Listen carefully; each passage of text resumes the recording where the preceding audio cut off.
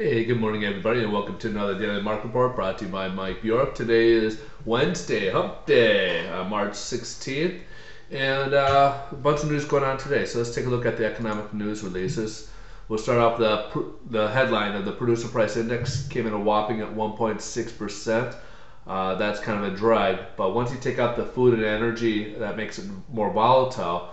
Actually comes in pretty tame at 0.2%. So that's actually the one we should be looking at is the core PPI.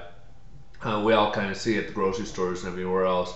The price has kind of gone up, but this is kind of something that will probably be temporary. Will kind of be transitory, as the Fed kind of announced in their statement yesterday. But we'll touch on that in just a bit.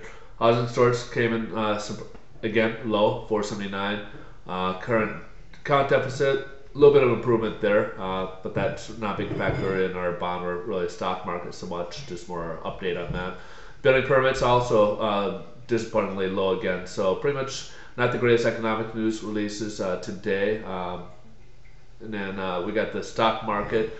Of course, it's down based on those news as well. Most of the housing news they're kind of disappointed on, but they're also still concerned, especially about the Japan. You know, there's EU energy official kind of predicts that maybe there may be more catastrophes developing with the nuclear reactor. That's what's on everybody's thoughts right now. What more could happen with the nuclear reactor? Could this be more pandemic, or what's that word? Anyways, more catastrophic. We'll just simply say.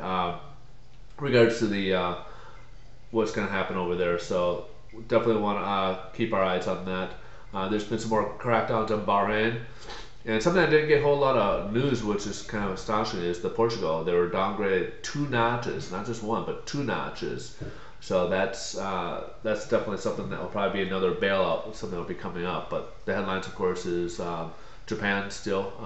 Of course, we hope everything goes well for those people. Hopefully, they can get back on track much quicker than what most people may predict. Hopefully, within the next couple of years.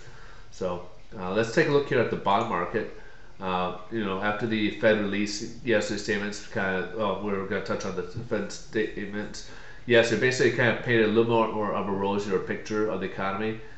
So as they announced, it kind of came down. But as I had mentioned yesterday, we needed to close this gap. It was a very big gap, like 45 basis points. We didn't need that to continue our trendward upwards. If we didn't close that, it would just come right back down, come crashing. So we want to kind of build that solid foundation right here to close that up. As we can see, we start up, so we're right now about 102.44, so that's very good.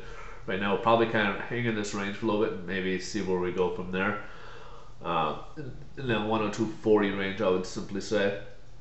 But that's based regards to what the Fed was saying. They did kind of paint a more rosy picture. They took out some of the jobs that employers were reluctant to hire, but more that it's more slowly, basically, not the exact words, but there is slowly growing right now. Inflation did peak, but it should be more transitory. Should be things that will kind of be built in. Inflation's not, or deflation doesn't seem to be the concern right now. It's not dropping as it was. It's more stabilizing. Those were some of the words that were put into their statement, or at least the ideas behind it. So anyways, people, hope you have a wonderful day, and we'll touch base with you again tomorrow. Have a good day.